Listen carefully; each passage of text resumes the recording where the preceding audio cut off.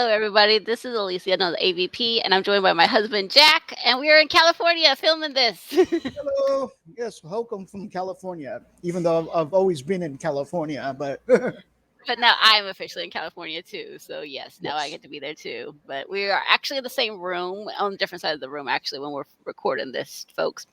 So, we are up to chapter 9 in our Orville novella. So, we've come a long way with the Otto, who is now Adam.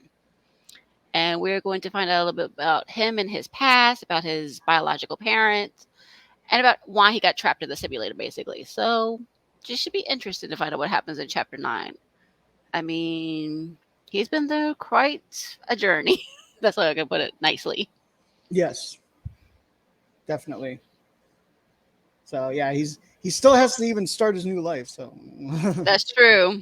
I mean, we still don't know why it's still called Sympathy for the Devil, typically, because obviously he's not in 1930s Germany, but hmm, don't know. Does he stay there? Does he stay on the Orville universe?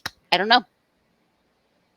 I guess we'll find out. Well, not this chapter though. Not this chapter exactly, but we will do the next chapter next month sometime. So, but yeah, we're just here in California doing our stream. We're not doing it live like we normally do, in case you guys are watching the replay, because we're still trying to set things up here in our new place, basically. And if we do it side by side, you'd hear a really weird echo on my side and his side. Like, no.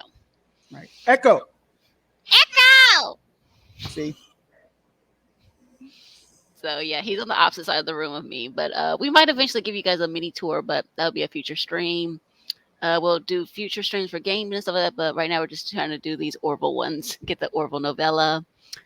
We went to Comic Con. We might do a stream talking about my first time at Comic Con, which was indirectly Comic Con, but that was pretty fun. Didn't see a whole lot of Orville people there, even though they were probably in the arenas, convention centers, but I didn't see them outside of the convention center too much. Yeah, So, we didn't get passes, so we did a bunch of Comic Con related events. Mainly the movies pop up. yes, for Kevin Smith, yes. Yes. So, without further ado, we will bring to you Orville Sympathy for the Devil, Chapter 9 in the novella. And of course, we will share the screen, of course, so you guys can follow along. Okay. Doo, doo, doo.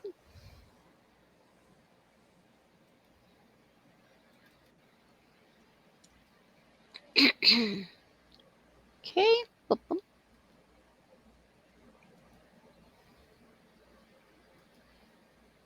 Alrighty, are you ready, my dear? I'm ready.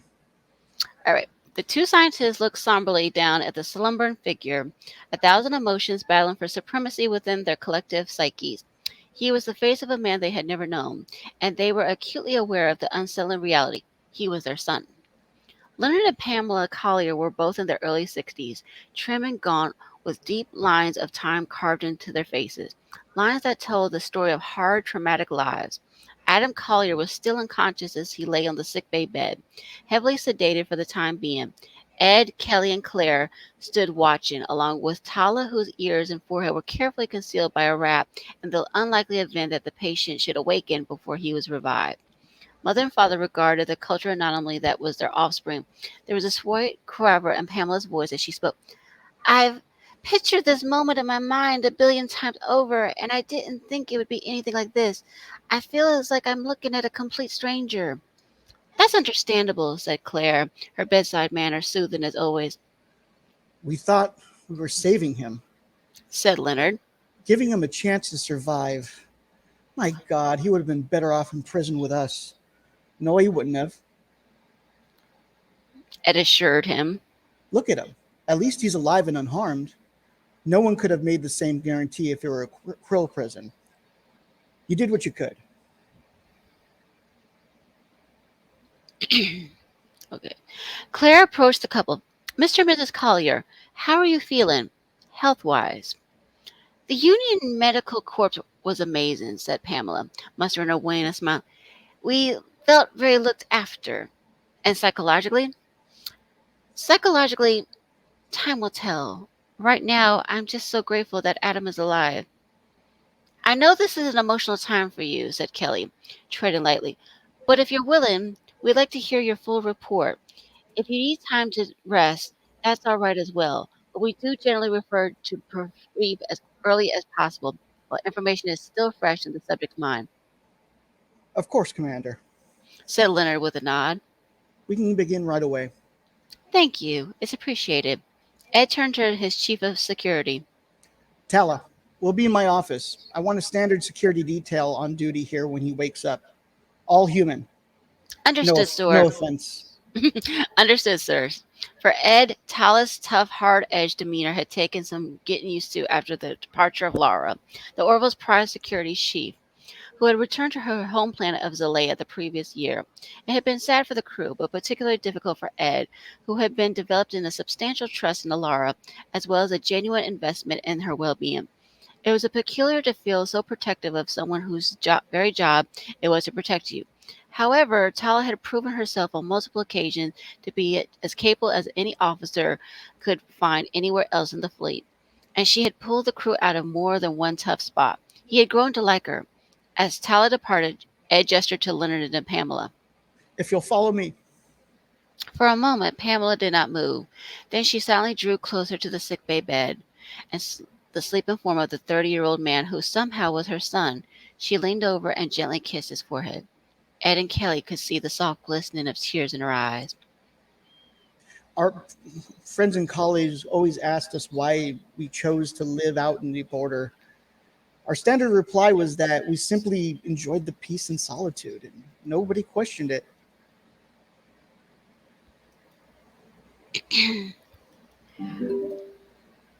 Hold on a second. Hmm? Leonard's voice was calm, even though he was leaned back on the sofa, gently squeezing his wife's hand as he glanced around the soft toned interior of Ed's office. Perhaps the squeeze was a gesture of pure affection, or perhaps they both needed the moral support. Ed and Kelly sat opposite the Colliers, listening closely to their story. You knew that the null space energy research was illegal, said Kelly, doing her best to keep all traces of judgment from her voice. The regulatory violation was, after all, decades past. We knew, answered Pamela, less than able than Kelly to conceal her perspective. Shame and deep regret coated her words. That's why we built the lab underground and fortified it the way we did. By the time we were done, it was invisible even to the tightest of scans. But, Commander, we honestly believe that the core principles of null space energy could be used to create a virtually limitless power source. Kelly's nose wrinkled a bit. Thousands of researchers before you had failed in that pursuit, Not to mention, Ed added. more than a few died in the process. That must have taken a lot of confidence, arrogance. Leonard corrected him with evident humility. You can say it. We suspected it even before the attack. It was soul crushing, but science doesn't lie. So we decided we'd cook the data one last time and then bury it forever. Visualization is massively helpful in that type of analysis, which is why we installed the simulator down there. It became a valuable tool as a bonus. It provided recreation during breaks. We'd run that simulation dozens of times, Pamela said, her eyes growing distant as her mind's eye drifted into the past. It was one of my favorites. New York City at the dawn of the 20th century, April 1914 to be exact. Leonard had gave it to me as our first wedding anniversary. As we were in the simulator that afternoon, both Leonard and I had synthesized period attire, so we felt really immersed into that long ago world. We decided to take Adam with us, so he could experience a piece of history. I mean, not that he could have been really aware of it. He was less than a year old at the time, but he had never been to Earth. We were having tea and sandwiches at a sidewalk cafe when we heard the blast, At first, we thought it was part of the simulation. said Leonard. It was, of course, adaptive like any good program, but still, it didn't make sense. The program was set prior to World War I, and it was New York, not Europe. It was then that we realized the blasts were coming from the surface of the planet. We ran to check the security scans, and we were horrified with what we saw. Krill soldiers, a whole contingent of them. We're still not sure how they found us. Most likely, it was our supplier. He was the neutral hard block named Killjuck. We didn't really trust him ourselves, but he was reliable with his deliveries. Probably tipped off the Krill for a tidy sum. Kojak didn't know about the lab, so he couldn't have been exposed to its existence, said Pamela. But it didn't matter. The crew would have torn the evidence to shreds, and they would have found it eventually. So we decided to give them what they wanted and hope it would take it away and go away. It was a lot tougher now for Ed and Kelly to hide the judgment in their eyes. To voluntarily hand over any viable data concerning null space energy research to the Krill was potentially putting millions of lives at risk. Pamela's tone turned slightly defensive. I know what you're thinking, but let me ask you this. Do either of you have children? Ed and Kelly both shifted in their seats. Of course, they did not have any children together. It was a complicated and emotional topic. They discussed it during the time they were married, but their marriage had collapsed before they had gotten any further. To make matters even more knotty and textured, that Ed had discovered that he in fact had a daughter with Talea, the Krill woman who had seduced and exploited him by assuming the identity of a human crew member. However, neither he nor Kelly wanted to bring any of this into this immediate conversation. We both understand the drive to protect one's child is the strongest biological impulse there is. Ed answered, hastening the sound of his own voice and the oily political doublespeak he was dishing out, but it was the best he could come up with in the moment. Mercifully, Pamela plowed ahead. Exactly, she declared. Captain, all we cared about was Adam. Whatever happened to him, we had to protect him. So we left him in the care of the simulation. The hotel clerk always seemed to be a kindly character, and we could only hope he was programmed with a nurturing instinct. I gave him my baby, and Leonard and I went up to the surface and voluntarily handed all our data over to the crew. It's definitely an unorthodox decision, said Kelly, still processing the insanity of all. But I understand why you did what you did. We hoped the Krill would count it as a victory and leave us alone. In which case, we can go back and get Adam, clear the lab, and get the hell off the planet. Leonard said. But acquiring the research wasn't enough for them. They wanted the scientists who developed it. So they took us, still dressed in that ancient apparel, to their dark homeworld. And you never mentioned that you had a child? Kelly inquired. To those fanatics? Of course not. How could we? No, you couldn't. I understand. Pamela went on. The lab's main powerway was designed to sustain itself for decades if needed. All we could do was hope that someone might find Adam. It was better than giving him to the crew that turned out to. Her voice broke for a moment. It turned out we had hidden ourselves too well. Leonard caressed her hand supportively. The Krill tried everything from coercion to torture, He said, but they wouldn't accept that we hadn't cracked the problem. They were certain that we were hiding some vital element. It's the only reason they didn't kill us. They thought we'd eventually break one day. Then, finally, after taking us to hell and back, they decided we were telling the truth. despite their criminal activity, Ed now found that he was feeling significantly compassion for these people. And all that time, the Union thought you were dead. He mused.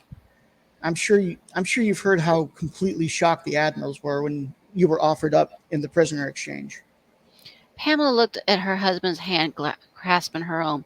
We thought about Adam every welcome moment of our every day. Our beautiful baby boy. We hope. Her voice had become wet with tears.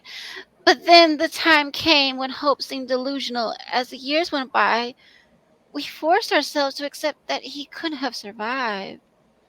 Leonard leveled a glare of intense disbelief toward Ed and Kelly, as if he were now fully processing the horrible and bizarre magnitude of what had happened to their son. With what you've told us, He said, I'm I'm not sure he did survive. the grim statement hung heavily in the air for a moment. That simulation was designed for one day, one place. It was adaptive. Said Ed. Yes, it was. But the fact that that computer extrapolated from the historical files and expanded the algorithm on its own for over 30 years and turned him into that. The computer saved his life, his wife reminded him. I know that, I do. But my God, why couldn't it have been France or England or Dallas, Texas for that matter? Why did the goddamn program have to pick Germany? Of course, the program has no consciousness. Ed said, not sure if he was helping or rubbing salt into the wound. There was nothing you or anyone could have done to prevent this. The algorithms just threw randomized narrative suggestions at him. When he responded to any particular one, the program would amplify that derivative. It's adaptive interaction. It's nobody's fault. It's nobody's fault that that machine turned our son into a killer. Leonard snapped bitterly. The cynicism in his tone cast an unbroken silence over the room. There was nothing more to say. Ooh. Yeah, So so that's the end of the chapter. Ooh, yeah, so poor. Leonard's upset with the program for turning his son into, you know what? Right. But yeah, we just finished chapter 9. Wow. Yeah, So we'll see what happens next to Adam and Pamela and Leonard. So we'll see. yeah. Will they be able to rehabilitate this Adam person? Don't know. I still want to call him Otto. I know. Because we were calling him Otto for the longest time. Now it's like, okay, Adam is Otto. Okay. Right. So we will see what happens. But yeah, stay tuned, folks. We will do the next chapter next month, which will be August. Oh my goodness. So yeah, we'll keep you posted on any future streams. But yeah, right now we're just doing the Orville ones right now. No word still on season 4. Still waiting on that because of that darn writer strike, putting things on hold. And now the writer strike with that too. Well, So the actor strike. true, it's both actually now. Yeah. So all right, folks. I think we will wrap up. So we will see you guys some other time. Bye. Bye bye. Renew the Orville, right? Renew. Hey kids, renew the Orville. See, Kevin Spacey